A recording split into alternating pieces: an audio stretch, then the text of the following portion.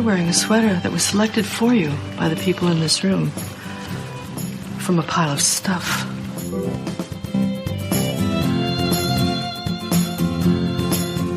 Give me a full ballerina skirt and a hint of saloon, and I'm on board. I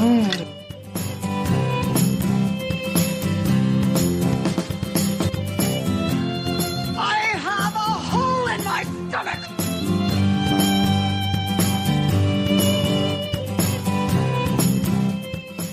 I can't go back. Welcome to the She Became Visible podcast. I'm your host, Renee Steelman. This podcast is my story. It's your story. It's our story. It's all the stories of all the women who one day knew that it was time to remember who they were, who they are, and stand up and be seen. Hello. Hello, Lila. How are you?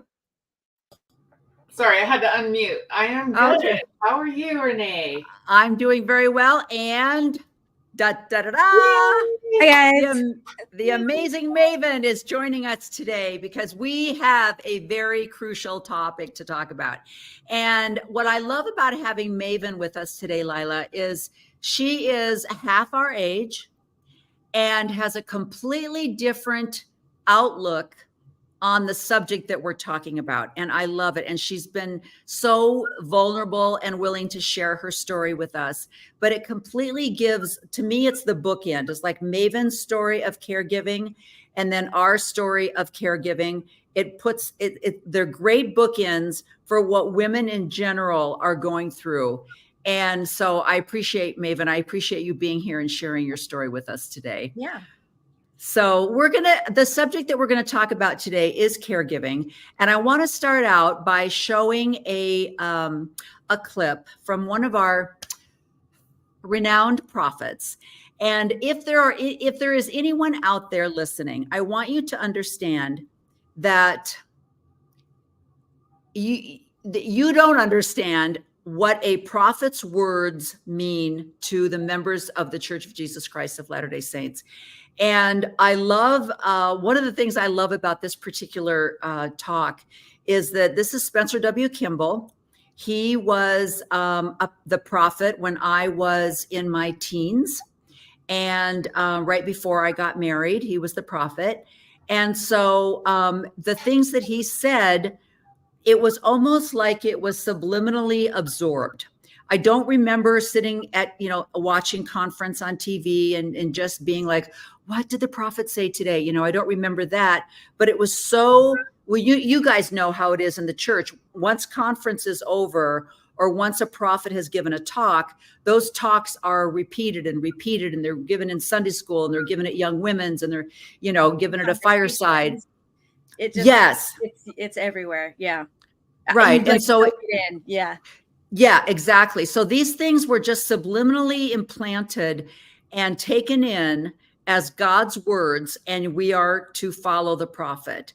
And so I want to play a little bit of what he says, because for all of us who were, I was 12 when my parents were baptized. Lila, you were born under the covenant. Were your parents converted? Yeah. And Maven, your parents, you were born under the covenant? Born in the covenant, yep. Yeah. So you it all sounds so culty to say. It's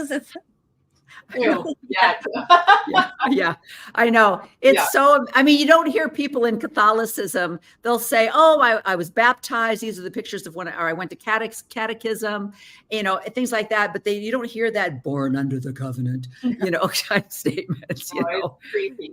Yeah. So let's start out with a few words from our past prophet. And I'm going to start out at about 3 or 4 different places in the whole talk. We're not going to watch the whole talk, obviously. As long as her husband liveth. But if her husband be dead, she is at liberty to be married to whom she will. Oh. Okay, he's quoting from Paul right here. He's doing a quotation from the Bible about a woman's husband, that dies. Now what's going to happen to her? Only in the Lord. Only in the Lord.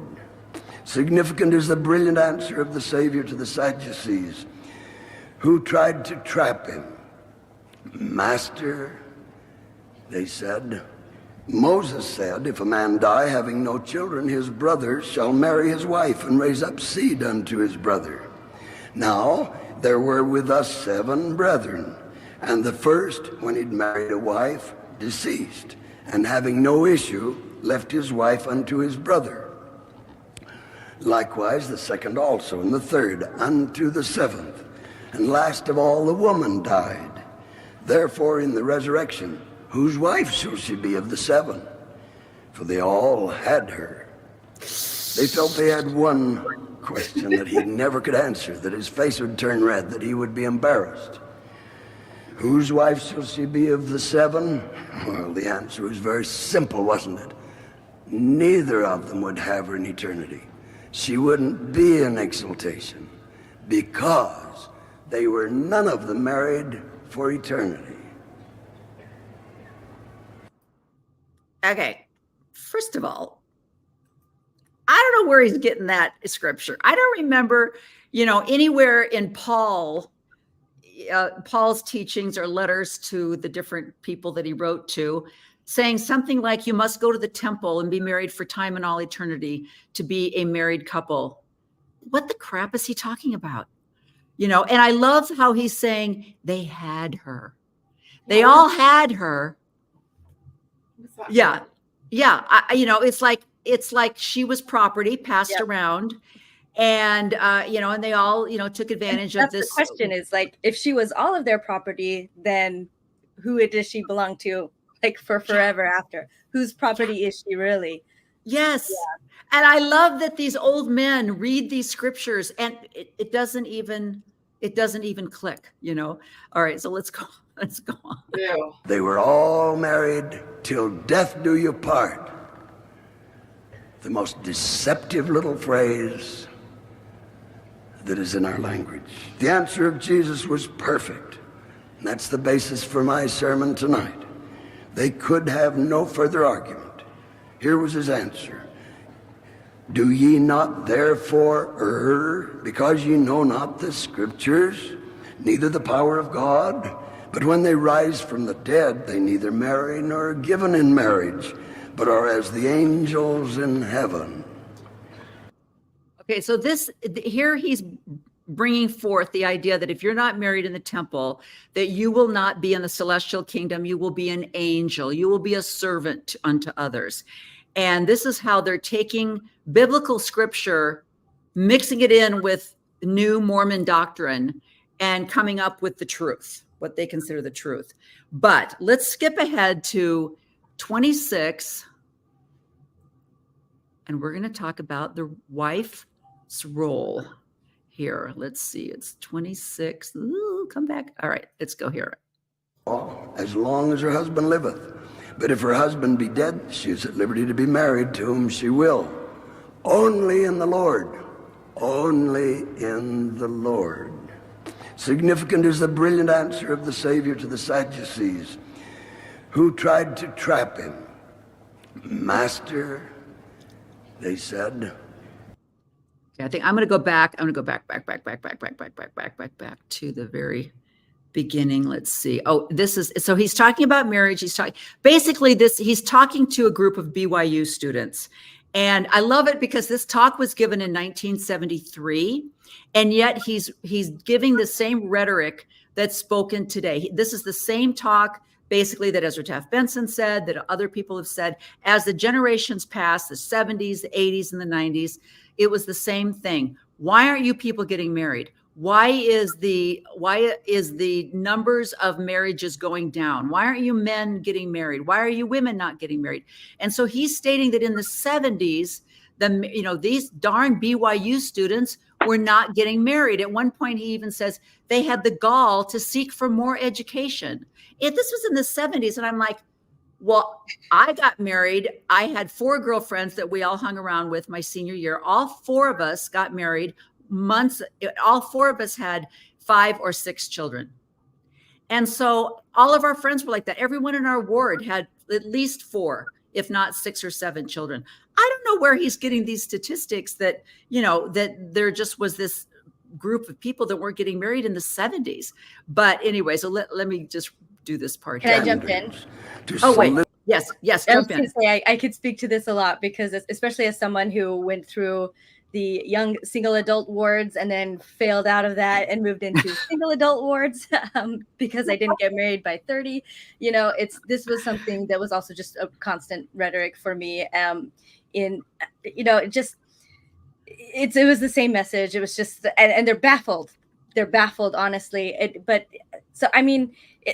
I'm in wards with my peers. I think we all get it, but it was always hard because there's part of us that's wanting to follow. It's not we're trying to be disobedient or we're trying to deliberately delay. A lot of us wanted to be married. We wanted to be good Mormons. We wanted to do the right thing, but they're just so out of touch, and it's just not the same. And they just treat it like it should be as easy as just a guy goes up to a gal and says, "Boy, you're sweet, and can I court you?" And and they just think in their minds like that this is how it's supposed to work.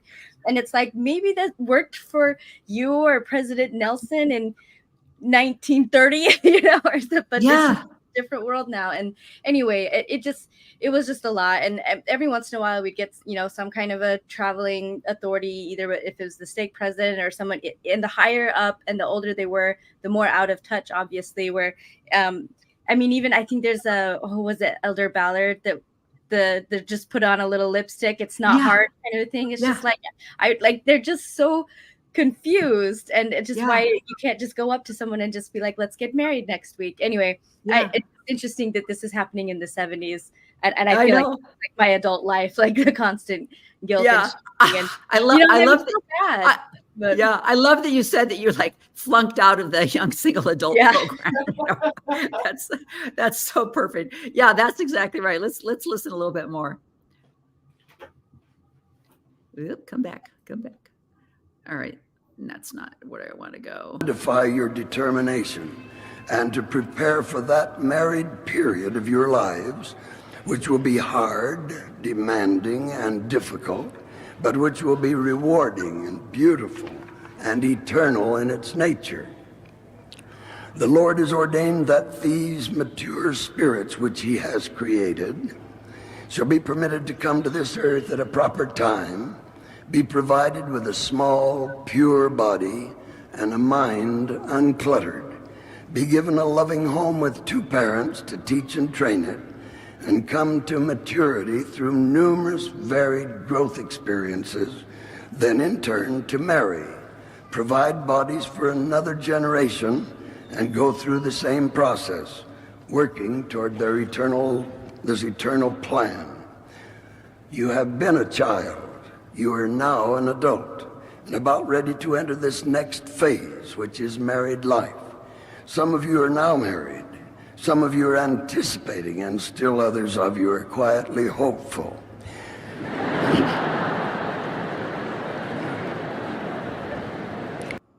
Okay, I don't know if I can. I don't think that's as funny as that's another weird moment, and I think where Mormons laugh at something that when you think on is strange.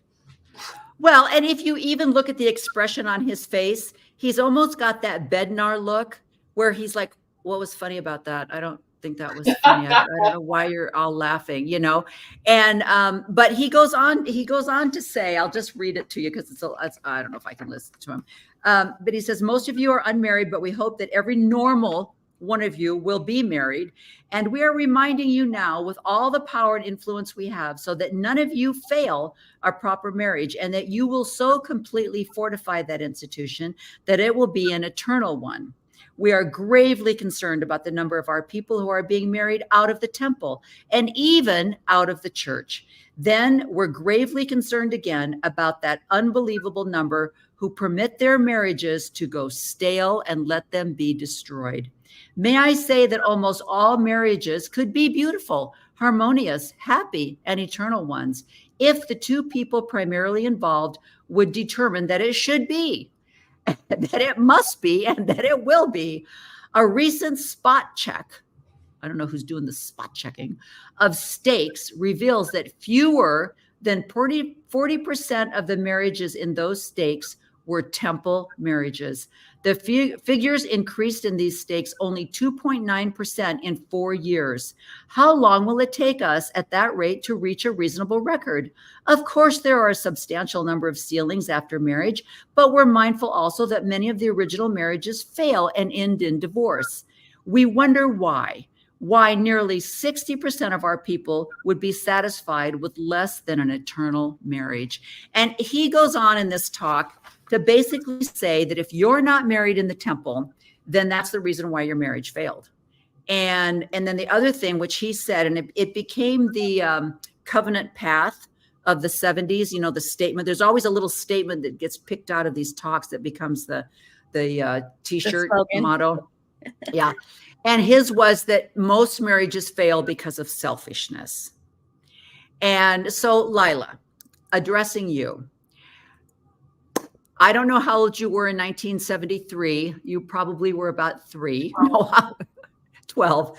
Yeah. So I'm sure, and as we've talked, you've mentioned that your parents had a weird Disney-like marriage that kind of set up your siblings and you for an unrealistic idea of what marriage should be. And I'm sure your father, I'm sure, was, good friends with Kimball and associated with him, as a general authority. And so this idea that if you tried hard enough, you would have a perfect marriage. And that if you don't have a perfect marriage, it's because you're selfish. Yeah. So when you decided after 33, how long was 34 years of marriage, that you just couldn't do it anymore, did you have those thoughts going on in your mind? I had those thoughts all along because it was started out rough and it stayed rough. Yeah. For 33 years. Yeah. It was early on that I started thinking, is this me? Yeah. Am I the reason? Is this, yeah. that this isn't working? I mean, we're both good people. The way they talk makes it sound like there's this and there's this, and you either fit this, which is where you should be and where, God made you like that, or you're choosing to go a different path, which is sin. It's one or the other. And selfishness. And that's sin. And never considering that, like I was saying before we started, in Maven's situation or her, like, some people aren't made or don't want to be a mother. Some people just probably shouldn't be a mother. Some people shouldn't get married because they're not cut out for it. They act like there's only one, cookie cutter way that women are created. And that if you're not doing that, you're sinning. And it's your fault. And if you're not married, it's because you're not doing something right. Because that is the plan. This is the plan. And you get on that. It's like, if you don't get on that wagon, you've really screwed up your life. And I think just a second, Megan, because I want you to introduce your story, because I think that the saddest thing about this is, as we're talking with the theme today, which is women being invisible, even when Spencer Kimball was quoting this story from supposedly the words of Paul, this woman had no name. She had no other purpose in life than to be a wife or property to somebody. It didn't matter. Pastor, it had to be a relative, the husband's brothers. I don't know what happens if they didn't have brothers, but had absolutely there were no scriptures that said anything about her talents, her gifts. She was to become property of this man. And then she was to bear seed. And then her role was, you will care for this man and you will care for your children. And that is the end. That is your job. Ta-da. And so in Maven's case, as you just said, Maven, you grew up with this. You thought, well, I don't feel like that's what I want to do, but this is what I'm supposed to do. So talk a little bit about your struggles with this idea that your only purpose in life is to be someone's property and that you should be bearing children. So I didn't really struggle with it until much later because I wasn't seeing it that way. So I actually did Right. think that I wanted to be a mom, but I honestly don't know if I can go back and see what I really wanted or not, Yeah. honestly. Yeah. Um, but I did know that I knew I didn't want to get married young and right away. And that's what my mom did. And this is kind of going back to the talk in 1973. I think my mom she was still a child. But it's still like that's what she was growing up in among extended family, because my mother's family were Jack Mormons, I guess. Like talking about my grandma and my grandfather, but they were drinkers, they were rabble rousers. My grandma, I know, was a chain smoker. I think my grandpa was too. So my mom grew up in a very neglectful, abusive situation, but her grandparents were right next door. So there was still like some church influence. And so my mom, I think understandably, really stuck in with the church narrative. She wanted a happy family, I think, more than anything else. This poor child wanted to be loved. She was parentified. I might have said that wrong way, but she was the oldest kid. So when her mom is like drunk at the bars or just like in bed all day, she's the one taking care of her little brother and sister, right? So anyway, I just, and she's constantly fed this narrative that we know of, marry a man in the temple. It's the Mormon version of a knight on a white horse taking you to a castle. We've got a priesthood returned missionary taking us to the temple. And so she gave up a full ride scholarship to a college on the East Coast that would have gotten her the hell out of Utah to marry my dad. And because he checked all the boxes, and she was promised that this is how you have a happy family. And, this is how you are loved and find joy. And that I can't think of anything more desperately this woman would have wanted than that, And so, yeah, just that I think 19 is when she got married and 20 is at, when she had me. So, but then I'm just thinking it just no matter, and it didn't turn out well. My mom was still a child and never really had gotten to be a child. It was tough. It was really tough. But the church sells you all these promises, and it doesn't matter how much you want them. If you're not getting them, it's still always your fault somehow. So yeah, I never felt like I was doing anything wrong by not being married, just because I never felt like I really fell in love with somebody and I wanted to, but I was just like, oh, I really want this and this is what I should be doing, but I'm going to say no and I'm going to keep going to school. There were a couple times where, I turned guys down from dating, or there was a guy that was interested in me before my mission. And I was getting ready to go study abroad, or work abroad. It was an internship. And then I was, talking to this guy and saying, I think after that, I think I'll go on a mission. And he was like, how about this? How about you go on your internship, and then you don't go on a mission, but you come back here and we can see where this goes. And I didn't see it going anywhere. So I told him at that time, I was like, whether or not I go on a mission, like this isn't going to go anywhere. That's not what I'm feeling. And so anyway, but I don't feel like I did anything wrong in that, just because like, it just wasn't right. Nothing about it felt right. Right. It's not what I wanted. And I felt like I should at least be in love with my husband. And so I wasn't in love with this guy. It was going to happen. You think? But you think? Yeah. Just a small little thing.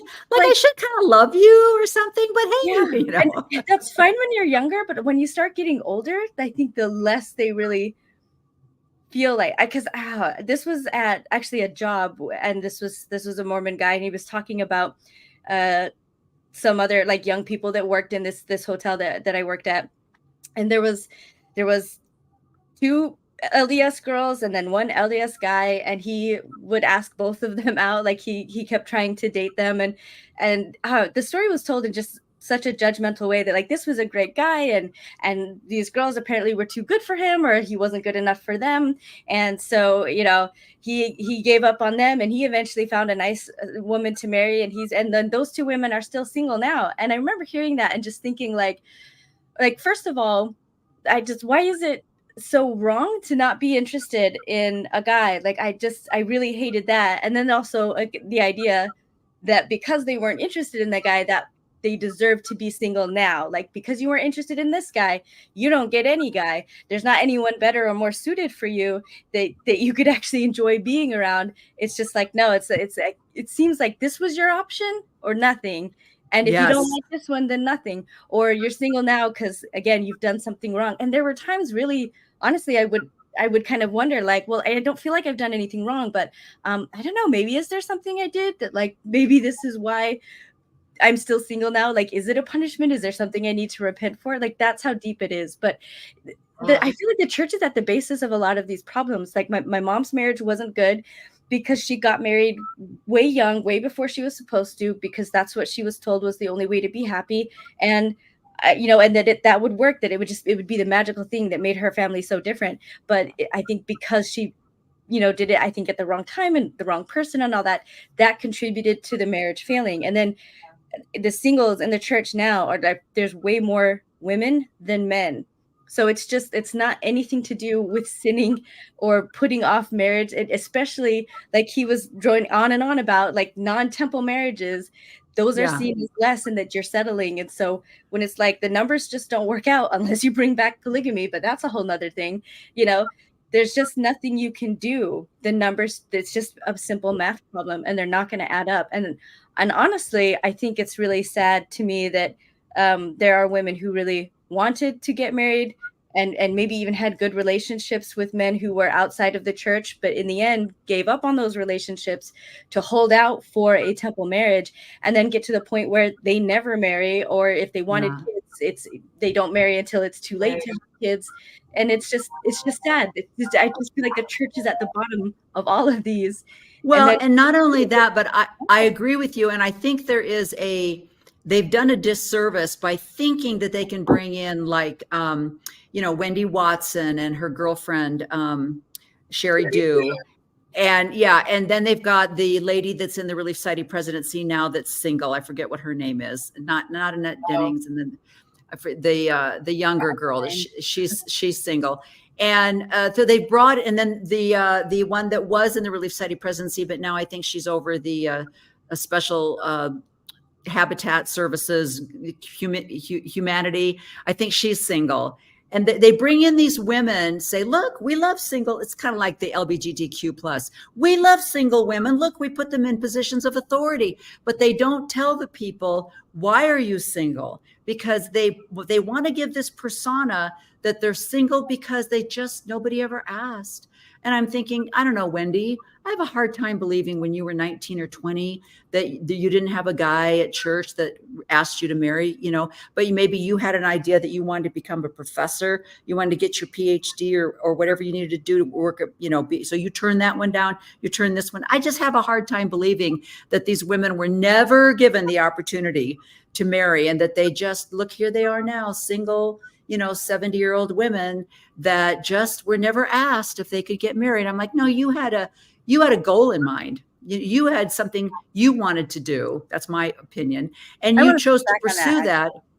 And so you think they weren't that nobody was ever interested in them? It's possible, but like when you're talking about an opportunity, it's kind of like the story I was saying, like what's an opportunity? Like, just because somebody likes me, when I have zero feelings towards them, it's not that I'm like, no, I want my education more than you. It's just like, I'm not interested in you, period. But here's my thing though. You're smart and you have critical thinking skills. But like Lila, I remember you thinking, well, he's a good guy. I guess I should marry him. So I'm not really attracted to you, but you're a returned missionary and you hold the priesthood, and I could get married in the temple. So I guess I should marry you, where you were mature enough, Maven, to say, I don't really like you, but I think I might find someone I like better. So I'm going to pursue my own interests.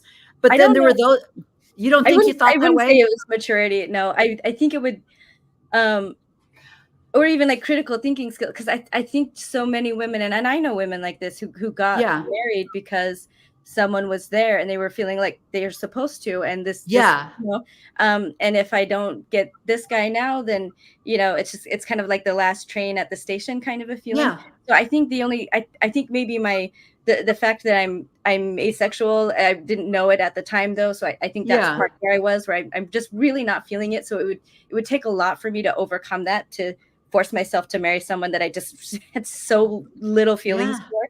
Even guys I did respect and I did like and I did think would be good husbands, I couldn't propel myself in that direction. But also, I think I was very worried about my parents' marriage because I had seen it break down, and the family life is pretty miserable. So I think I just wanted to be really sure, I guess. And at the bare minimum, I wanted to at least have the feelings. Yeah. So on the other side of that, Lila, talk about yours, where you had an example of a bad marriage and a dysfunctional marriage, where Lila has the example of, well, I guess I'll get married like my parents did and it will all work out. Right, Lila? I mean, because you were I have to push back a little bit too, because I didn't do it just because I thought I was supposed to. Okay. I thought I was madly in love. I was 18. Okay. Yeah. Well, yeah. I didn't know what I really wanted at that. I mean, it didn't take me very many years to figure out, wait, I'm not that person anymore. I'm 22 now, and I totally would pick someone different. But at the time, I was like, "Oh yeah, this is it. This is it, man." And just so you're physically attracted, you're mentally attracted, and he fit all the standards, and so you're thinking, you're not even thinking about personality or anger. I was thinking about personality because I thought we fit really well, which was, I was just young, I was stupid, and I wanted to get away from my father. My father was a domineering, patriarchal dude who wanted to control everything, and I wanted out of there. So my boyfriend was my ticket out of my Yes. Now, see, that was my parents. Both of them were like numbers. My mom was number 7. I think my dad was number 8, and my mom wanted out. Yeah. And so they got married at 17 and 18. Because they just wanted to get out of their home life, and they thought that they could form a better family relation, which they didn't. But the thing is, this is the point. I think for me, what I'm seeing from this conversation is there's a Maven's point of view. There's your point of view for why you did it. There's my point of view why I did it. And there's a million other women who none of us are exactly the same. I mean, there might be some common threads. Yeah. But we're individuals. We are not cattle or chattel or whatever you want to call us. We are not just this plastic Barbie doll that's supposed to do a certain thing. We're all unique. And they sets us up for failure in many ways. Yeah. Yes. The church did not allow us to be individuals. We weren't allowed to. We're all supposed to want the same thing, do the same thing, be happy in doing it, assuming that you just will. And I feel like they weren't looking at statistics at all. There was they weren't looking at the divorce rate for even temple marriages. They were just doing this at the pulpit, and it was a one size fits all gospel. I think even if they do look at statistics, they're not interested in looking at maybe what they are actually telling us, what the data is telling us, and just coming up with reasons. Our young people aren't getting married. Well, they're being lazy and they don't want to grow up, and it's just, and that's something else. It's just kind of wild to be like constantly infantilized and growing and being an adult, but also being kind of told that you're not an adult because you're not married and grow up, because growing up is getting married. So even if you're, I struggled with careers because I never anticipated actually needing one. I thought I would get married sometime around the time of graduation. So but I had a roommate that was a lawyer, and for a family, and she was delightful. She was really kind, and I thought she looked very pretty. She had blonde hair and blue eyes, and she just was just an awesome person. But she has this career. She's educated. She's an adult, and so I don't know, just it always kind of rubbed me the wrong way, like this growing up thing. But but I think you're right. And I think that's why they encourage for you to get married young. So there's 2 things in the mind indoctrination here. You need to get married. Get married young. You should have your children. Don't put your education before your children, because when you're 18, what's pushing a lot of your decisions is hormones and fairy tales, and and the whole idea, Lila, like you're saying, look, I'm doing everything I was told to do. I'm dating a guy that's just about ready to leave on his mission. I'm 18, he's leaving on his mission. So I didn't get married till I was 20 because he was on a mission for 2 years. But we dated once a week. That's how much we knew each other. Once a week on Friday and Saturday and Sunday on the weekends, we would go to the youth dances at church. We would go to firesides at church. We would go to all these church activities. And at 18, he's cute. He's got a really cool car. He's going on a mission. What more could you ask for? And you're marrying in the temple. I mean, 3 weeks after he gets home from his mission, we're married in the temple. We're doing everything Spencer Kimball said. You don't have it. You're not allowed to get to know a person, to maybe date for a year or two, find out, oh, this guy goes from 0 to 60 in 5 seconds. That's an anger issue. I don't know if I want to marry that. You don't find that out until you're pregnant and you've already been married for 8 months, And so there's this whole indoctrination that puts, like you were saying, Lila, you don't know a guy that you date once a week. You don't get to know who they really are. Especially back then, there was no texting.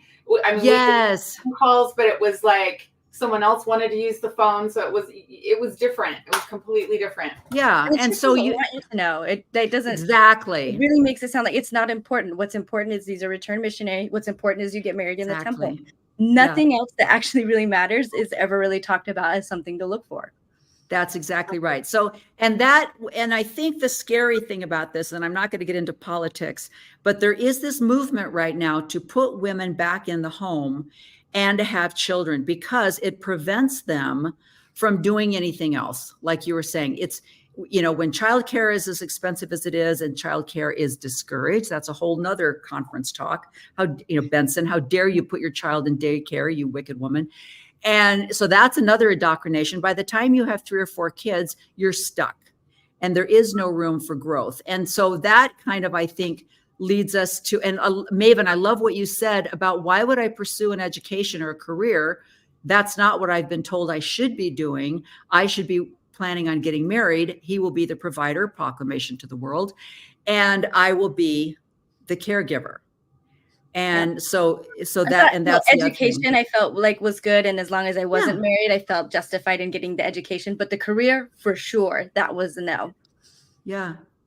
And I know, Lila, you and I have both talked the same thing, even if you had a desire. So let's look, I want to bring up the some slides and some statistics that I found.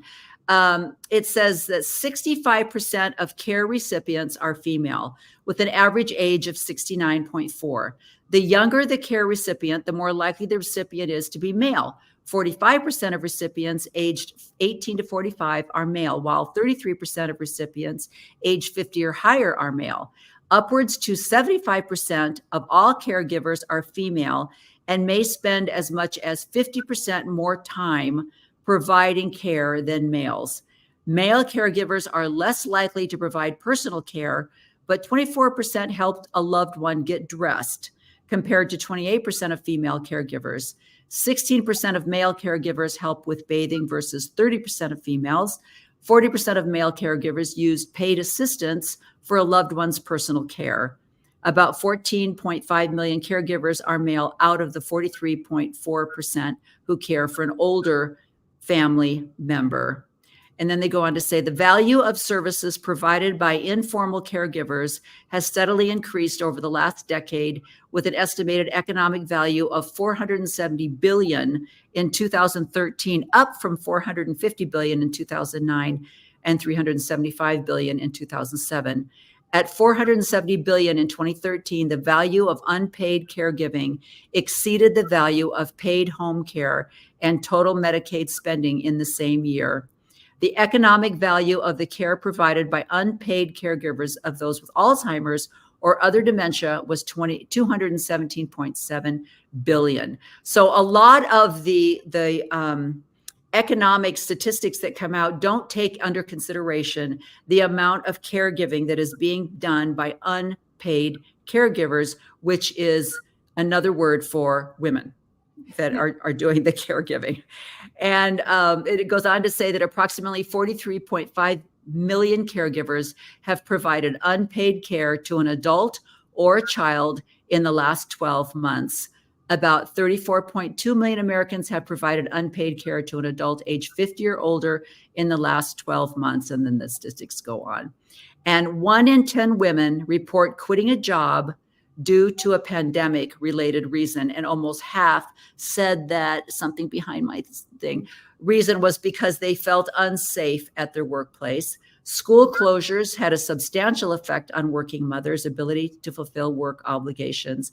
And the statistics go on. So basically what it's saying, and I've heard this a lot, that the number of women that had to quit their jobs when COVID hit and that schools were closed, and then now they're not able to find jobs afterwards. And the percentages, I can't even remember what the statistic was for women. But the idea that we are responsible for not only our own self-care, but we are also responsible for childcare, older parents' care, older and grandchildren care, and that is just expected. What were you saying, Maven? Spouses, yeah. And spouse care. And that leads me to what I want you each to talk about, what you've done as caregivers. And Maven, I wanted to start out with you because I love what you decided to do with your own personal self-care. Because as a single woman, and as you said, and as your life has turned out, you know that you're responsible for yourself. And being a woman puts you in a different category as a single guy, per se. And so talk a little bit about what you have chosen to do for your own self-care. And then also, do you find yourself are you worried a little bit about taking care of your parents or your mom in their older age or anything like that? So talk about that too. Okay. I'm not sure if I know, I guess what answer you're looking for. I know we've had previous conversations. So when you're talking about self-care, you're talking about not necessarily like for illness or for like mental health, like get a pedicure thing, but just like, are you talking about the realization that I eventually came to as part of my deconstruction was like, there is no man to like wait for anymore. This is my life and I need to take control. Is that what you mean? Or are you thinking more of like mental and physical health? Yes. And also the idea that you realize that you don't want children, that there is no way for you to completely protect yourself against having a child, even though people make it out like this is your choice. And so in order to protect yourself, okay, got it. And for your safety, these are decisions that you've made. So I don't know if there was ever a point that I honestly really decided that I don't want children. There was a point where I just realized like it's probably not going to happen.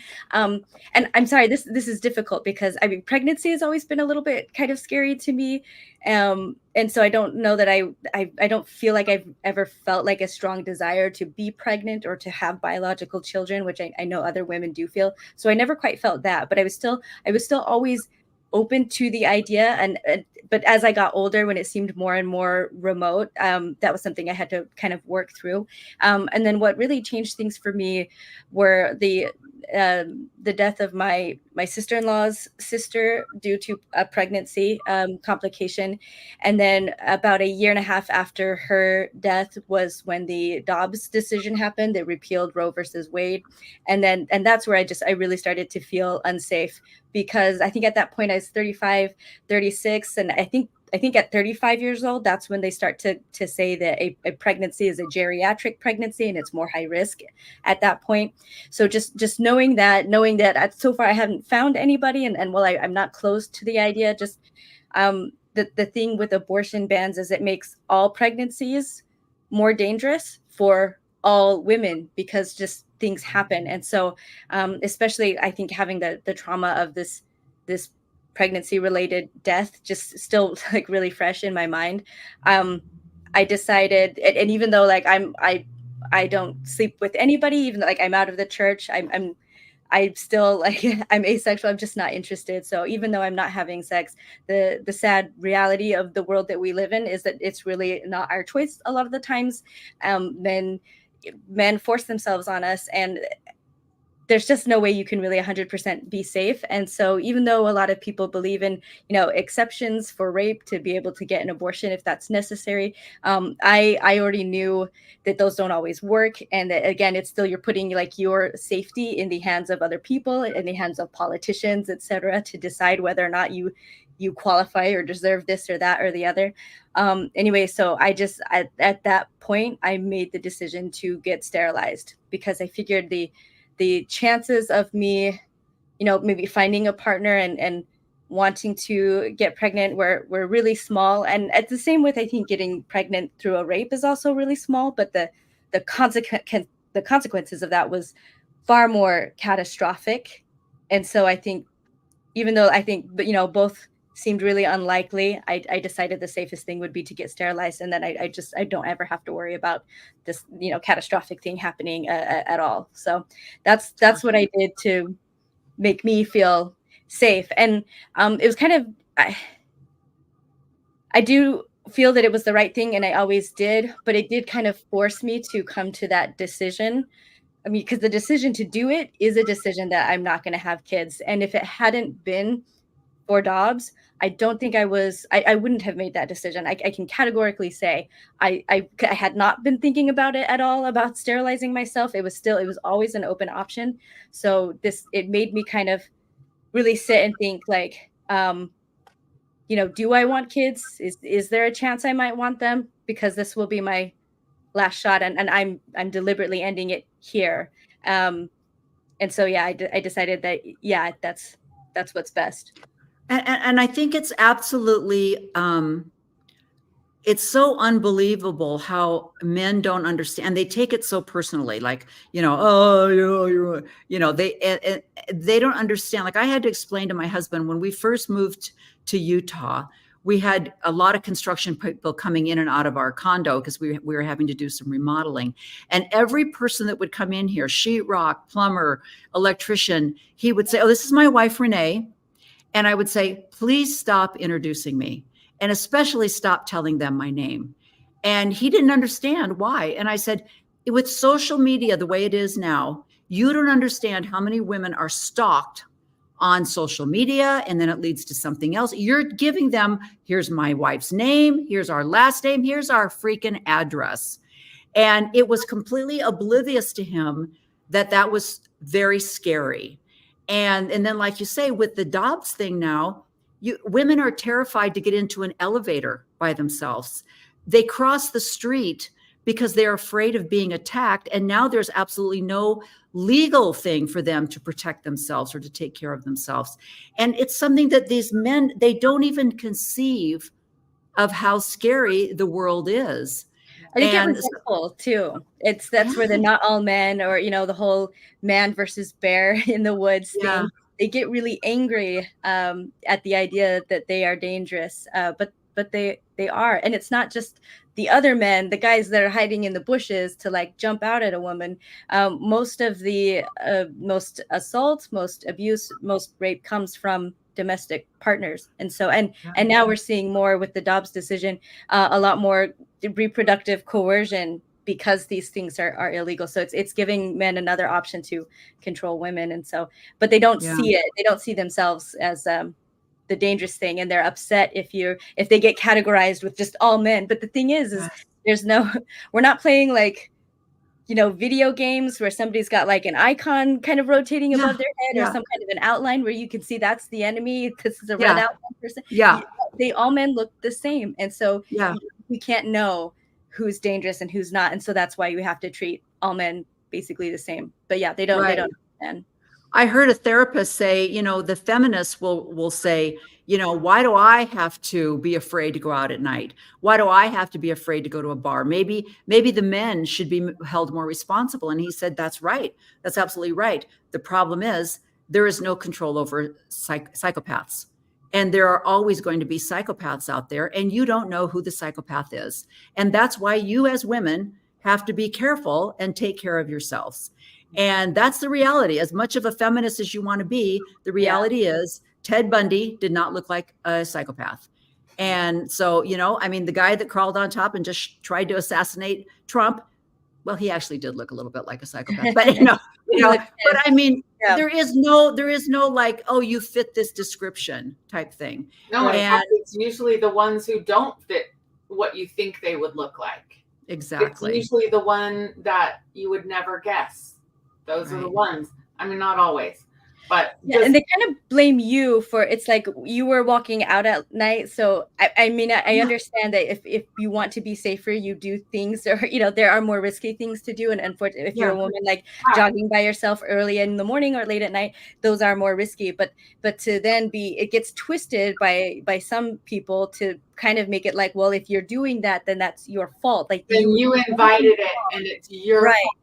Right. But the thing is again, a lot of times women, like, we are doing the right thing. It's not necessarily running, in the early morning that gets us attacked, but being nice to someone who's offered to help us, a guy at the store, like, hey, can I help you carry your groceries? We are vilified if we're mean to men. And I mean, I even saw a TikTok recently where someone was kind of like going over the plight of men, because this guy was saying that he got yelled at by a woman at the gym. And she, yelled, "Stop staring at me." And he's like, "I was just working out. I wasn't staring at her." Like, and it was just this whole thing, like, women are so mean. Like, can guys just, I can't even work out at the gym. I'm afraid of if a woman's there, I can't even look at her. I gotta like stare at the ground. And it's just like, oh, is that really hard for you? I'm really sorry that, a woman hurt your feelings at the gym, whereas like other, women have left the gym and been stalked home and murdered or raped in their apartment. So it's just like, this is not the same thing. Death. I mean, the other day, 2 days ago, I walk a lot of times down in the river bottoms here in Provo, and it's at a normal hour. It's not when it's dark. It's like 8 o'clock in the morning, and I'm walking along by myself because my dog died. And this guy comes literally out of the bushes. Oh my gosh. Just climbs right out and looks at me. And I walked around, like I kind of did a detour around so that he would have to like visibly cross the thing and to come after me, and people would see that. And I looked back and he was still standing there watching me. I got this feeling in my stomach, like, now I can't even come down here. You have your places where you feel safe. And that I just had to cross that one off the list because there's bushes along the river where people can hide. And they wouldn't have thought about changing the path in a way that other people could see what might potentially happen if something happened. They don't think like that. No. And so this is the classic thing is a man is saying, why can't you just, go to 7-Eleven and grab this, for me? And it's 11 or whatever. And you're like, no, that is the worst place to go. Yeah. I can't just walk into 7-Eleven. You don't get it. You get gawked. You get followed. They come out, they jeer. There was a guy who pulled over the other day and stuck his tongue out at me and did all these crude faces. We're stuck at a light and we're going on the freeway. And he's right next to me doing all these motions. And there was another guy in the truck with him doing the same thing. And I gave him the finger. And I just sat there with my eyes straight ahead with the finger, right? And then as we started to go, they zipped along in front of me super fast so that I could not get the license plate, because I would have gotten it and called the cops. The way they were intimidating me, because I was at a light, luckily I had all my doors locked, and I'm like scared to death. I don't know if they're going to jump out and what they're going to, like, I don't know. It was just 2 cars there. So like, these are the things that women have to deal with, and men just have no clue what that feels like to be us. We are always having to be on our guard. We're smaller than they are, usually not as strong, except for you, Renee. You can you're fast. But usually you're like, try it. But so it's just, anyway, I don't know how we got off on this, but because we're talking about caregiving, like for parents, or like what I've thought. Yeah, because we're talking about, the self-care, that we have to be responsible for ourselves, that even though we have a husband or a brother, they're clueless as to how vulnerable we are as women. And so I love that you shared that. But yes, Maven, then talk about where you're at, because you are single, you don't have any children. So I'm thinking, oh, if anything happened to your parents, your brothers and sisters, well, Maven will take care of them, because she doesn't have anything else to do in life, right? Have you run into that at all? My brothers assume, yeah.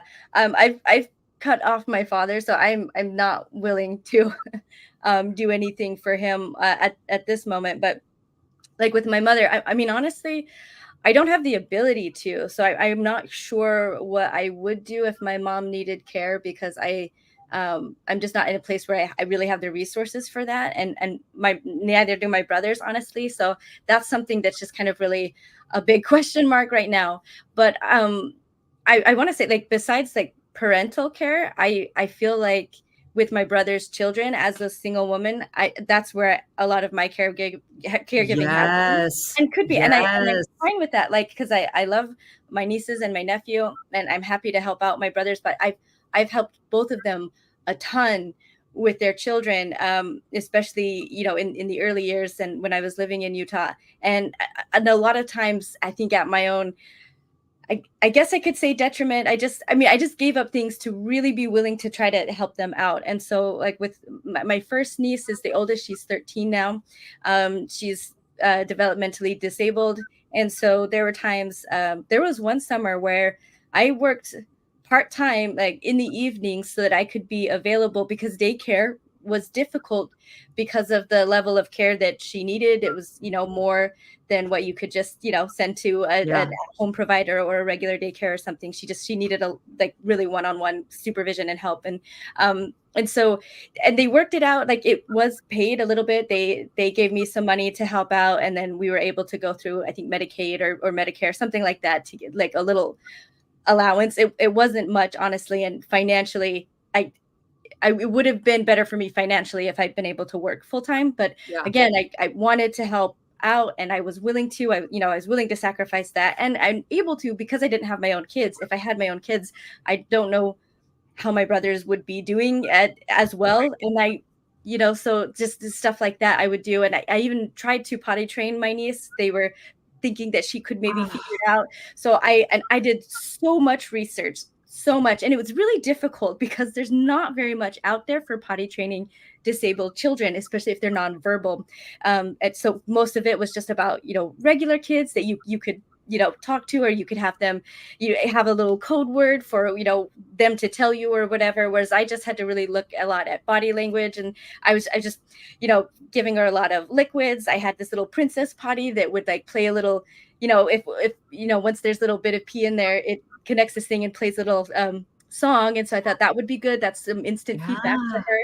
And I just was like constantly on it. And in the end, I wasn't able to. The doctor said I did really well, though, when I went to the next appointment. And I was explaining, this is, I was giving her all these juices. We had the potty like always there. I put her on it like every half hour. And I never got mad at her, if she, peed on the floor in her diaper. And they said, you know what? It sounds like you've done like everything I would have, everything I would recommend. And so it's just, she just isn't ready then. And it's not, you tried and you did great. And I got really emotional, like just hearing that validation. Like, I did do everything right. Like, I don't know. It kind of surprised me how emotional I got, but I've done other things for them where like my brother and sister-in-law are divorced. So there was a summer where like my brother worked weekends typically, and my sister-in-law worked during the week.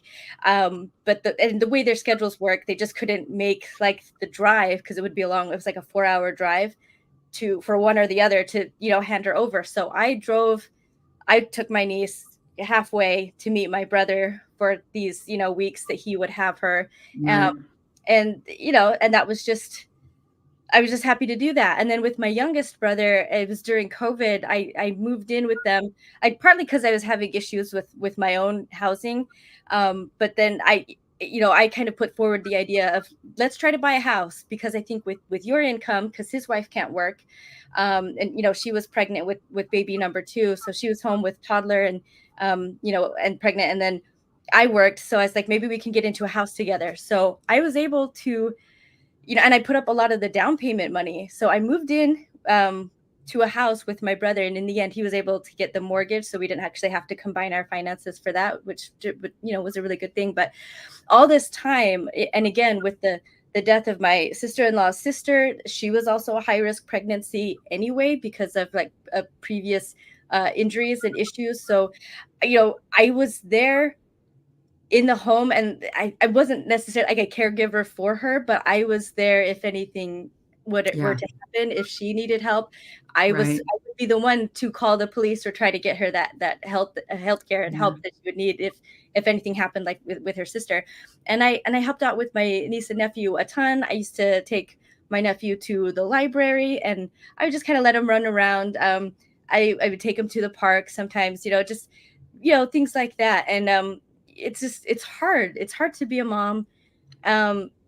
And my sister-in-law, like sometimes I'd be working downstairs and I would hear like a breakdown happening upstairs, and I'd go upstairs and both of them would be crying. And so I would take the nephew downstairs and, come up with something to do or leave the house, or, just so everyone can, and it just, I don't know, there's just a lot of things I did, and I was happy to do it. And again, this is a case, I think, of caregiving where it's just sad that I think single women are demonized so much for being irresponsible, not wanting the responsibility of a child. That's kind of how it's shown. Or we're so selfish. That's why we don't have children. There was a TikTok I saw of this woman, and, the comments, everyone was laughing, but this woman's in a car with her grandmother who was over 100 years old, and the grandma's kind of like berating her, saying like, you're in your 30s and you're not married and you don't have children, like like what good is your life? What are you even doing? And it was all this normal, and people in the chat were like, haha, grandma don't lie, and grandma knows what's what, and she's telling it like it is, gotta appreciate that generation and stuff. And the woman, in the car, she was taking it really well. She was just like, I think kind of having fun with it a little bit. But I actually felt really sad for this woman, because again, this conversation is happening in her car, right? She's taking grandma somewhere, right? I'm assuming to appointments or to go out shopping and things like that. And where are her brothers and sisters? They're all married. They've got families. They're being good. Well, she's just being this useless, unmarried single woman with no children. But but who's taking your appointments, grandma? Yeah. And do you think maybe this grandchild is maybe if she had a husband and children, maybe you'd be sitting at home alone, right, all day, So it's just, and I don't know, it just really was sad to me that they were like, yep, grandma knows. And I'm just like, no, grandma knows a lot, but this is fair. And it wasn't fair to her to do. But and it's funny how that's funny that you would say that too, because I saw a TikTok, two things. I saw a TikTok where they gave a list of women who were just killed because some guy took them a bouquet of flowers, and she said, I'm really not interested. And he killed her, And then you've got, like you say, my sister-in-law, she's the oldest of 5 children, and their father has dementia, and he's 95 and he has health issues. She is over there all the time. Now, his brother also goes over once a week and helps out. And my husband lives, we live out of state, so he calls regularly and this kind of stuff. But she is the primary caregiver for this old grouchy man that refuses to do anything that the doctors or anybody tells him to do. And so, she'll go over there, find him on the floor. He's fallen. She's 73, 70. No, she's older than that. She's 70, late 70s, 77. She's over there helping this 95-year-old man because, they don't have any, they had one child. He's grown and he's an adult, and she's retired. So she doesn't work anymore. So of course, you should be the one that comes in, even though the other 3 girls that are in the family also don't have children, don't have jobs, and could easily financially fly in once a week or once a month and take care of him, but they don't, And so it follows that whole persona.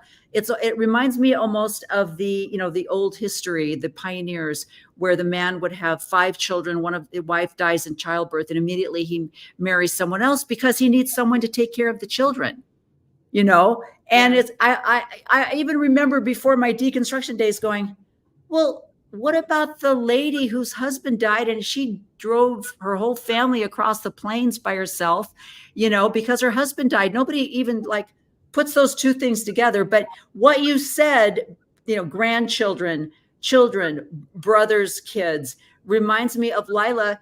I want you to talk a little bit about, I think your story is so beautiful. It just says a lot about who you are, that even after you get divorced, you have 7 children. So you've spent your entire life taking care of children. You finally get divorced. You're finally like, I am not doing this anymore. I'm going to start taking care of myself. And then tell your story of taking care of your husband. Yeah. Okay. Well, after, let's see, 4 years after we got a divorce, and I'm living near, in Lehigh, but he's in Orem, so not too far. And I have a job and I'm working every day. He comes down with colon cancer, stage 4. It's already metastasized all over in his body, and he's having chemo treatments. And anyway, my kids are trying to help with it, and I finally realized one day, it just hit me like a ton of bricks. Might have been in the wee hours of the morning. I woke up and I realized I got to quit my job and take care of him, because it was too hard for my kids, who were not either married or in school or trying, their best to live their own lives. And everyone else, like his siblings and family, they were all parents of kids too. Like everybody was busy. And I just thought, who's going to do this? And I realized it was just, it needed to be me. So I quit my job and I got out of my condo I was renting, got out of my contract, and I just packed up my stuff and put it all in storage. And I moved myself into that house where he was bedridden on the main floor. And I just realized it was the right thing to do. It just was. Yeah. And I'm not patting myself on the back, because let me tell you, I did not want to. Yeah. It was the last thing I wanted to do, because where were his parents, and how old were his parents at that time? Were, both living, older, they're serving missions. They served like 5 missions. Boom, boom, boom, boom, boom. They'd come home and pack up and go on another one. It was like serial missions while this is all happening, right? How convenient. Yeah. Yeah, that's wild. So they're serving the church. Yeah. Presumably paying for the opportunity. Well, I think they were doing it out of guilt, because the father had never served a mission. He did military service instead back then. It wasn't this push that everyone needed to serve a mission. So I think he had guilt.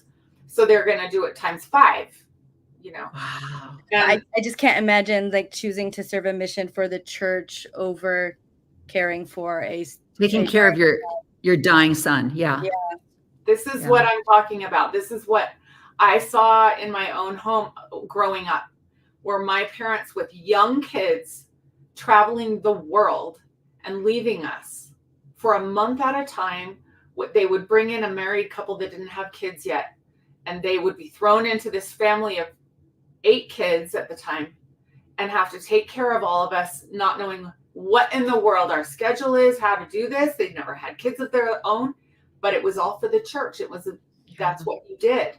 Yeah. You sacrificed your own kids for the greater good. And they were traveling all over the world. That went on recurringly for, I don't know, 15, 20 years while we were young, growing up. So I have all this like deep abandonment trauma from not having my parents there, when I'm growing up, and I have random people taking care of me. And anyway, and my younger siblings, I played their mother, because they were 2, 3, 4, 5 years old, and their parents weren't there. Right. So this is like a systemic thing in the church, where you serve missions, and who gives a F what's happening in your own family. Yeah. So I did that with him. He died under my watch while he was at the hospital when he died. but I was there with him. I was the only one there with him when he died. Gosh. No parents, no siblings. So everyone was home in bed. It was 6 a.m. or thereabouts. I spent the night in the room in a chair, sitting up, stayed there because I was not about to leave him by himself. And he passed away that morning with me there. I was the only one there. And then the nurse came in. Yeah. But it was like, we were divorced. We'd been divorced for several years, but it was that he was the father of my children. And then I moved immediately after we sold the house and everything in it. I moved in with my father, who was ailing, and he died the following year. So I took care of him with my sister, who was in there. She was single at the time. She'd had her own 5 kids and raised them, but she was in with my father, and I didn't have anywhere to go. So I moved in with them, and we took turns taking care of my dad. Now, had your mom already passed at that time? Already passed. Mm-hmm. Okay. She died a couple years before from Alzheimer's. Okay. And was there any caregiving that was necessary while she was going through Alzheimer's? I mean, my sister and I, we tag teamed that one with my mother. Yeah. And at this time, your children are also getting married. Yeah. And going on with their lives. You know, their lives are just going on forward. People are going on missions. People are getting married. People are going to college. I still had 2 young ones at home that moved in with me. You know, when my dad died, I brought the 2 youngest in with me. The rest of them were out doing their own things. But so there was like several years there where it was my mom, my dad, and my ex, those 3, and both of his parents passed as well. Yeah. So I mean, you know, you get to a certain age in life.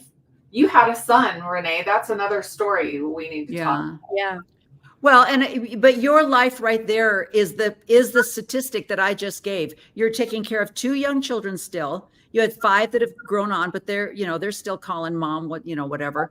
And you're taking care of your ex-husband, and you're taking care of your parents. Right. That's the statistics that they're talking about, where the unpaid workers are giving so many billions of dollars worth of unpaid care to people, because that's how our culture is set up. And it's the women that are doing the caregiving. I had a brother who could have come down from Salt Lake. Yeah. He could have done the same. He could have at least come in once a week. I had a sister who lived in Salt Lake, and she did. She came in every Thursday and gave us a break, and she would take my dad on a drive or whatever. But it was, once again, a woman. Yeah. And my brother. My aunt took care of our grandmother, or, my grandmother, her mom. She's got 3 brothers. She was the youngest, the only girl, but, of course it fell on her. Yeah. And the 2 of the brothers, so my dad lived the furthest away, and he did, make efforts to visit when he came up to the area, but the other 2 were living, not that far away. And I think hardly ever helped or visited, as far as I know. And even my best friend, she's married, no kids though, and she's taking care of her husband's grandmother. She's at the end of life, and so she does a lot, and she works on weekends, so she is still working, but that's why she works on weekends, is so that she can be there while her husband is working through the week, like the normal week. She's able to be home to take care of her grandma, to cook her food, to check her vitals, to call. She takes her to her appointments. She's the chauffeur. She's everything. And then sometimes, and it's hard because we'll talk a lot about it, because grandma's kind of mean to her sometimes. She's very negative, very finds fault with everything she does, and it's just so difficult, because it's like she's doing all of this service only to just kind of be berated sometimes and not taken seriously by the rest of the family.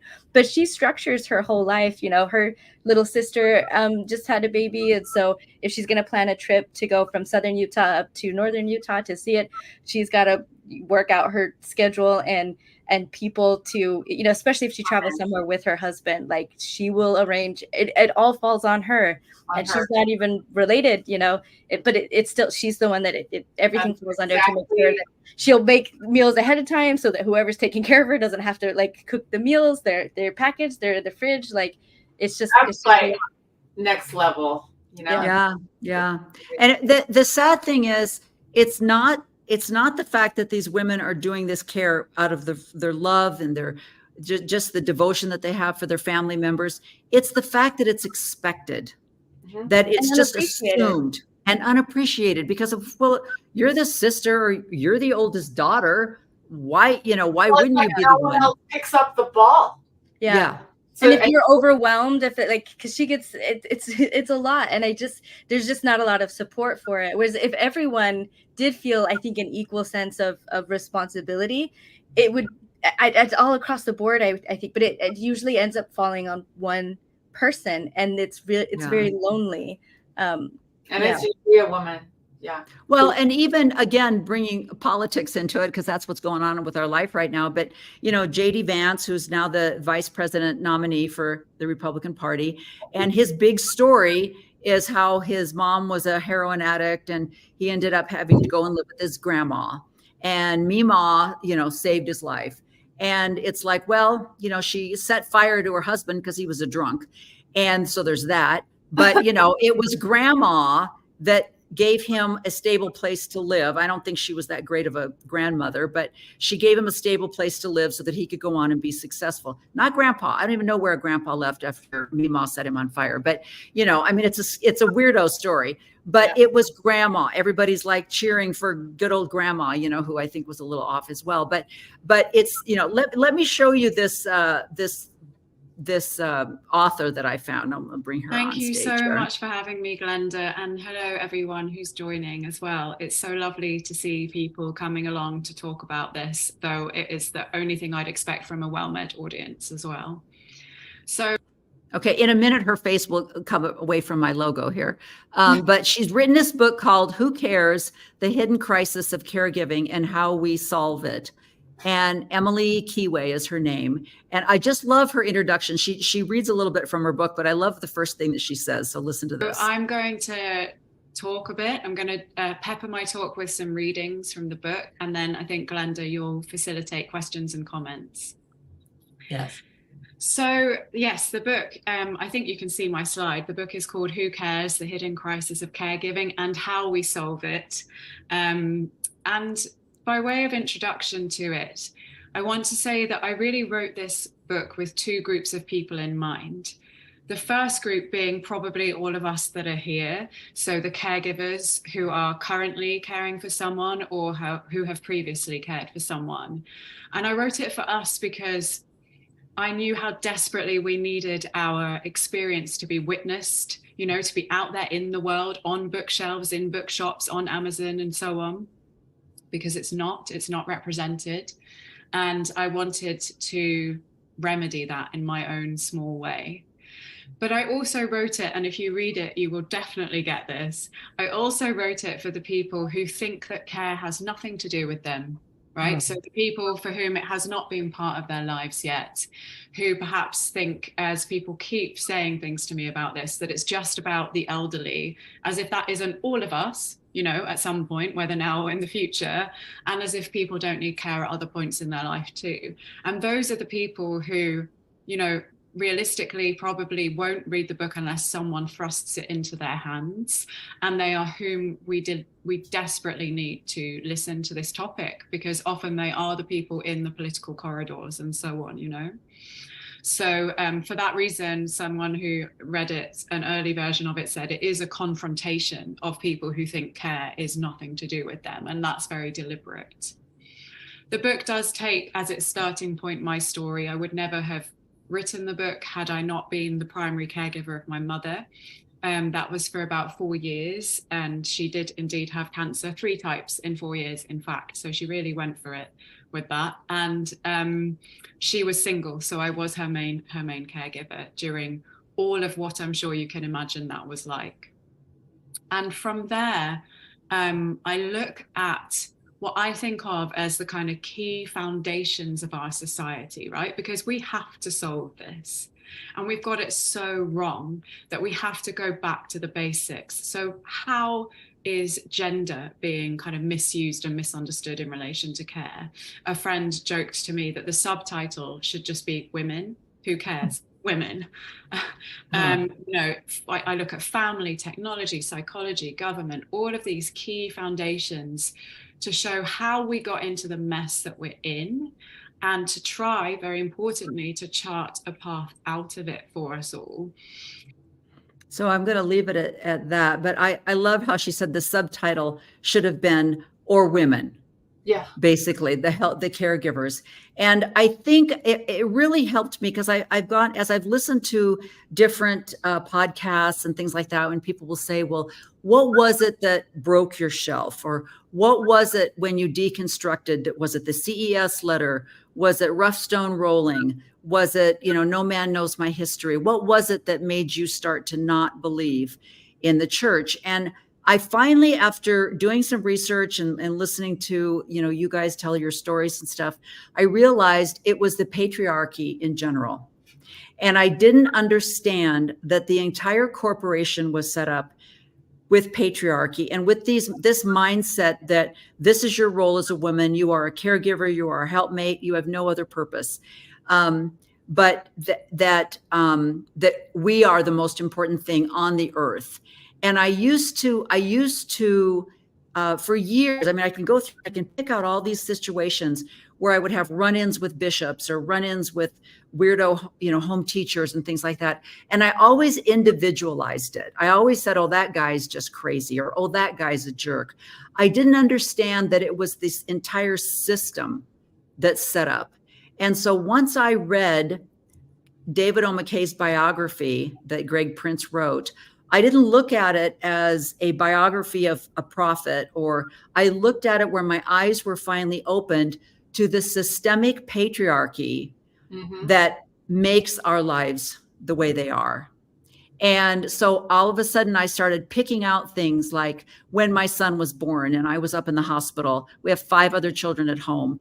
And I'm up in the hospital. I've just had a blood transfusion because I've lost blood. He's in another hospital because he had to have immediate surgery. My husband is at a high priest meeting. That nobody on the high council said, Steelman, what are you doing here? Your wife's in the hospital. Your baby's dying. Why are you here at this meeting? Why they were was like, he there? Why was he there? Because he was told that his family would be blessed through his service. And he really believed that, because that's part of the indoctrination that they're taught. And so so no one from the stake presidency, no one from the bishopric, nobody ever came over, to our home or to the hospital.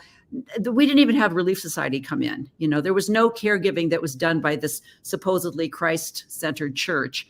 But the thing is, there were individuals, there were women who individually stepped up and said, let me take your kids that aren't in school. I had 2 little ones. The other ones went to school because he was born in December. And so, the other ones would go to school. And this one lady out of the entire ward said, let me come over and take your 2 kids and take care of them while you're up at the hospital with your newborn. And then when we moved, I had one lady that said, I wouldn't mind taking care of TJ if you ever need someone. So it was women. It was when my daughter called and said, Mom, my husband's been killed in a car accident, and we knew we needed to go up to Seattle. I called one woman. I said, can I leave TJ with you? We're going to have to go up to Seattle. She said, yes. It wasn't this group. It wasn't the ward. It wasn't the priesthood leaders. It was one woman that stepped in to help. And, as I at his life ceremony, when I finally realized it was the women, if you believe in any of the stories that are told in the Bible, it was the women that were at Jesus's feet on the cross. It was the women that were there when the rock was moved. It was the women that went back and told the apostles that he has died and that he has risen. But the women are still, there's just this, nope. Everything that you do is expected of you. It's your role, and it means nothing. It has no value whatsoever. It's all the messy and difficult stuff that the men, I feel like, want to keep out of their lives so that they can do the stuff that's more visual and that has more to do with power or wealth, it seems, and status and prestige, the visible things, and or just, their own hobbies and what they want to do. that's what's required. If for them to do all of these things, the women need to play support. And that's in the story, I think, of Mary Whitmer, that the church will often tell. It's one of the very few stories of like early women that, you know, we really hold up, and especially as one of the only witnesses to the Book of Mormon. But like, that's literally she's caregiving. She's taking care of all the household stuff while these men are, you know, translating these plates. And I mean, it's even like in the records, like, you know, the men would get done with translating and then like get up and go over and skip rocks on the lake, you know, well, everything's on her to provide and cook for the meals for not only her own family, but for these guests, and keep up with all the housekeeping. And she gets to a breaking point where she's just tired and she feels like she can't do it anymore. And so it's just told as this really great story of like, look, she was a faithful woman doing the things that she was supposed to do. And she had this amazing, wonderful experience. And that shows like that God, it matters to God. And he's happy that Mary, and by extension, all of us women, that, you know, they're happy that we're doing all this background work, and that God really does love us, and he is aware of us when even though it really, really, really feels like he's not a lot of the time. And I used to really love that story. I think for that reason, even as a kid, you get this sense already, you know, that things are really stacked against you. And now it just seems so manipulative to me, and also really sad. But it's just been going on all of this time. Yeah. It's the same thing with Emma. I remember in 1985 reading, you know, The Enigma. And I remember thinking, and again, it was, there's nothing that I can put my hand on except for the patriarchy. I remember reading this book and going, wait, Emma is running a hotel. She's doing quilts. She's trying to keep food on the table because Joseph's at the school of prophets. He's meeting with his guys, and they're all taking Hebrew lessons, and they're, you know, and like you say, going out and skipping rocks and doing all their apostleships and things like that, where the women are trying to keep food on the table. And when people talk about Emma burying her dead babies, I think someone said she had like 13 kids, and then half of them died. And, you know, only 3 of them. Can you remember any of the statistics exactly? No, but she buried so many children. And everybody they almost give Joseph, look, oh, poor Joseph. His twins had, you know, died after the mob came and pulled him out. I'm like, yeah, Emma's kids died too. It wasn't, you know, but they're always just pushed behind because they were just doing their job. And Emma was a problem because she didn't like what was happening. Yeah. You know, shame on her. She's going to be destroyed now for not being more supportive to her husband. And, you know, she's the one that had to clean up their tobacco. Yeah.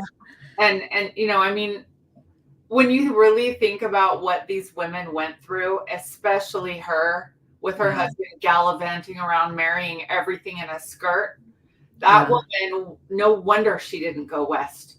I wouldn't have either.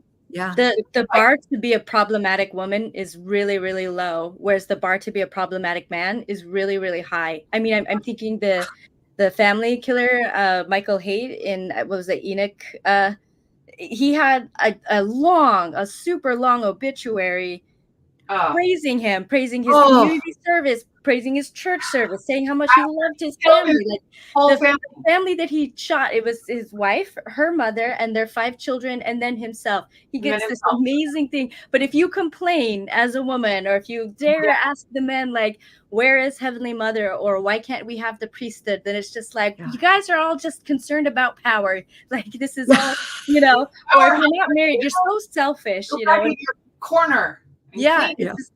It's even just like voicing any kind of dissent that makes you a problem in Mormonism. But again, like a literal like family annihilator can still be praised, you know. Or the shooter in what was it, South Carolina? I don't know.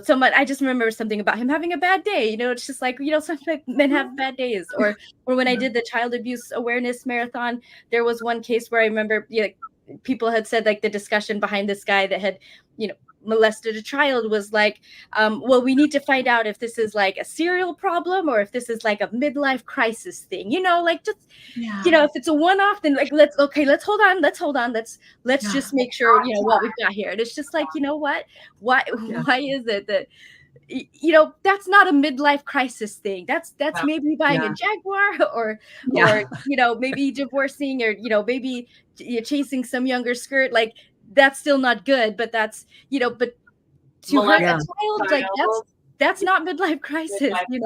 Change your career, do something else.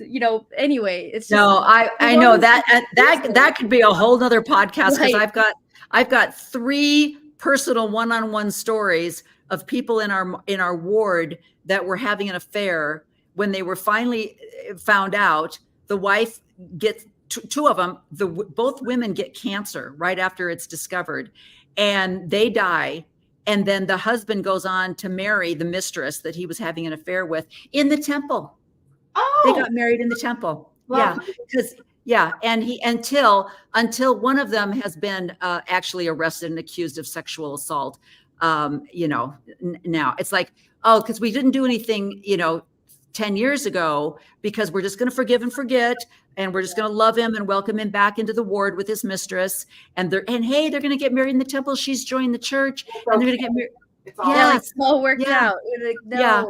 And nothing was done. The bishop actually said, I'm not going to excommunicate him because he's got children, and we don't want that to be, So so now he's arrested for more sexual abuse. The wife dying, that was making me think, like, a lot of time, the things that caregivers that we're doing for others, I would not be returned. And I'm not sure, Lila, if you feel this way. Like, do you think your husband would have taken care of you if the roles were reversed? I feel like, even like with my brothers, they were grateful for help I gave, but like, when I think of getting my brother a house, I did so much for that. Like, I was the one that pushed the initial idea. I was the one, mainly looking at houses. Of course, my brother did too. And he did a lot of work on the house once we got it, but just kind of like really selling the idea, getting all the financial documents together, getting the down payment together. I did a medical study during COVID that suppressed my immune system to get 10 grand to put towards that.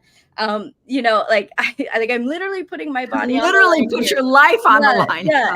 And I could have, if I wanted, I could have maybe insisted that we share the mortgage, or that I have like half stake in this house, so I'm out of it now. Like, it's his. I will probably never be able to get myself my own house, at this point, just with the way things are going and money. But and that's fine with me, because my brother has a wife and he has kids, and I want my niece and nephew to have a home. And I think it's far more important for them to have a home than for me. I'm very, you guys know a bit of my story. I've lived in a van, and if I had to, I could do it again, and I would make it as fun as possible. But at the end of the day, though, I feel like, as much as my brothers appreciate what I've done for them, I don't think they would return as nearly as much. And in a way, they kind of didn't, because again, I feel bad saying, because I love my brother and I love my sister-in-law, but when I had surgery on my ankles, I had the surgeries pretty close together, because I was trying to.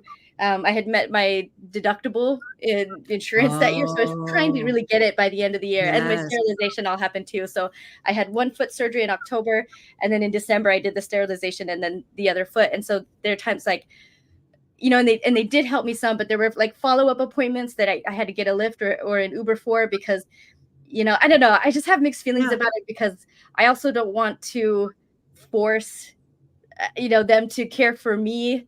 When if my sister-in-law feels like she doesn't have the capacity for it. So I kind of feel conflicted, because in a way I want her to say no, because she's also somebody that has trouble doing what's best for her. So if but at the same time, sometimes it just really felt kind of unfair. That just, it plays into that statistics of why women stay single after their husbands die. And they don't, you've got, I remember when my husband and I did a tour, and there was a group of 6 over 70-year-old women that were all friends. And some of them had husbands that had died, and some of them were divorced, but none of them had remarried.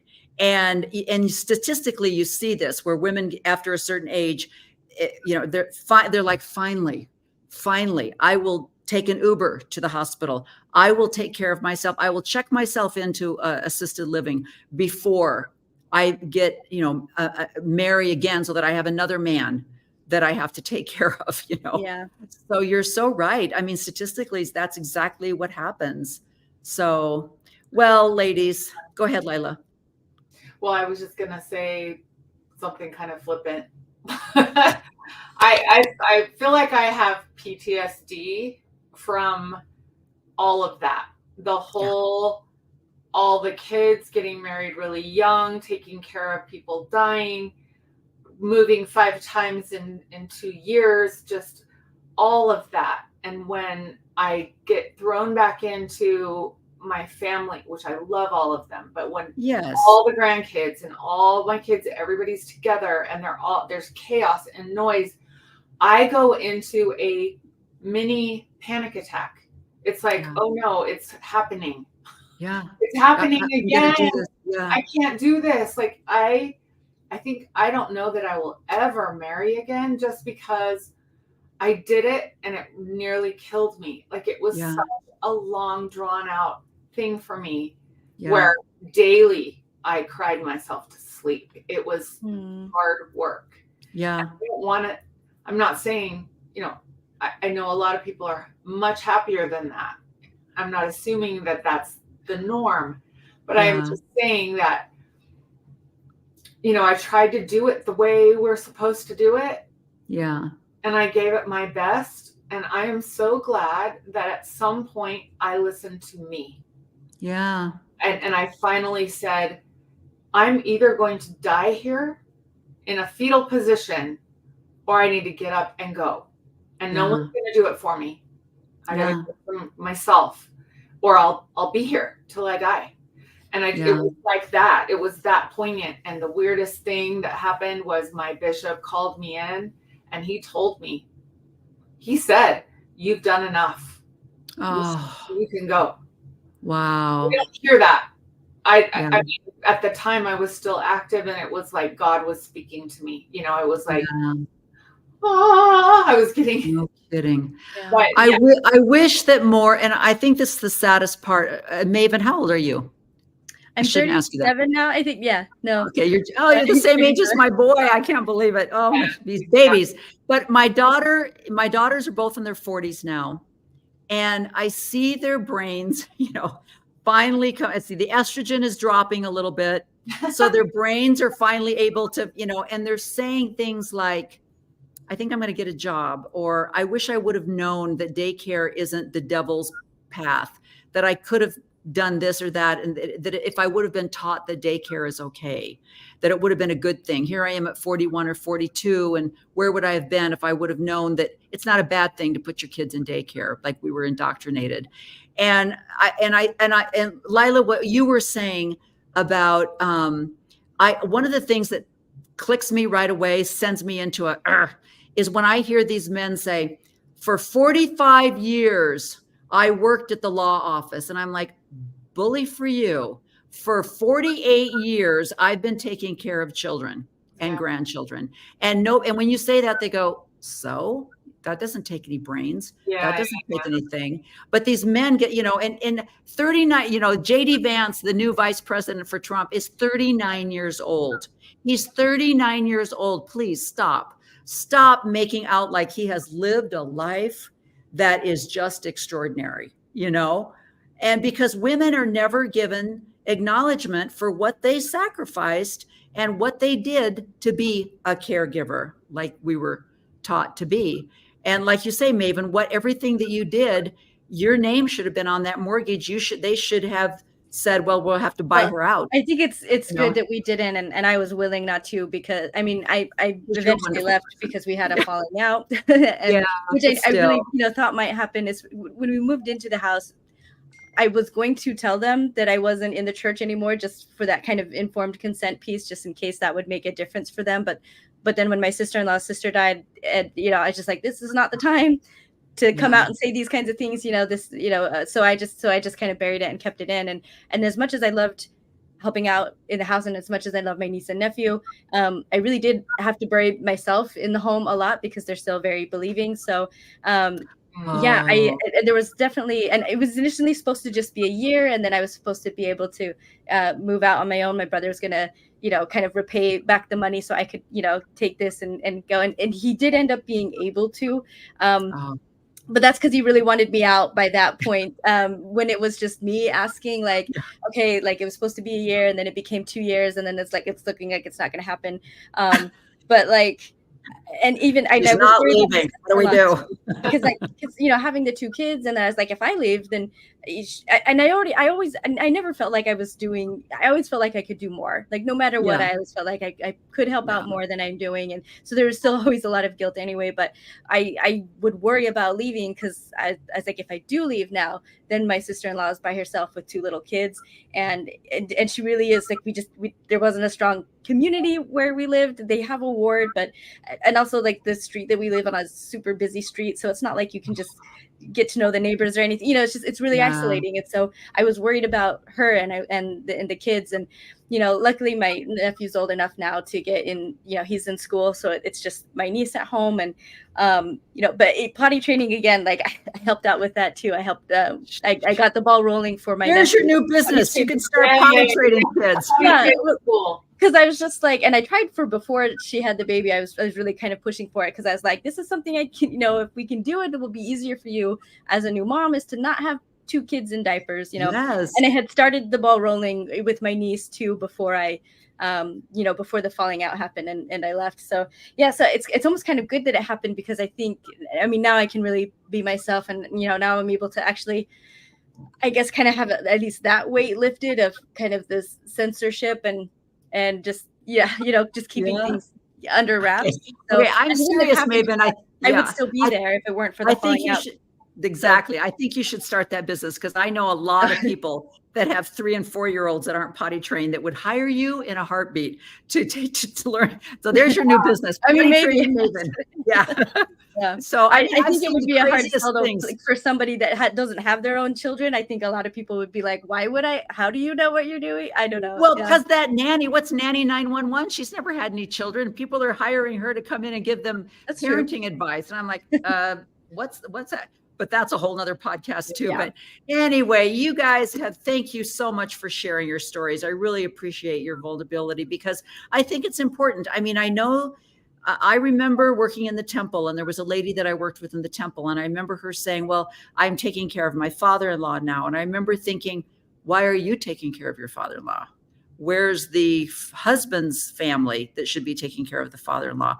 But she was just such a wonderful, loving person, and it just was something else that she did. And there are so many other women that just have absorbed the indoctrination of who they are and what their purpose is. And so they're very happy, and good for them. I love that they found peace for that. But I love what you've shared, because Lila, I see that all the time. I see people that are congratulated for going on 45 missions. In reality, they're just escaping having to be grandparents and babysitters all the time, but they would never say that out loud, because no, they're just serving the Lord. And Maven, I hear other women like you that have given so lovingly to brothers and sisters and things like that, because you're a good, kind person. But people look at you like, well, yeah, she's not married. Why shouldn't she be the one that helps? I mean, that's what this lady is talking about in her book, about thinking that I'm never going to get old. I'm never going to need caregiving, or I'm never going to have to take care of my parents. They've got a good, trust set up or something like that.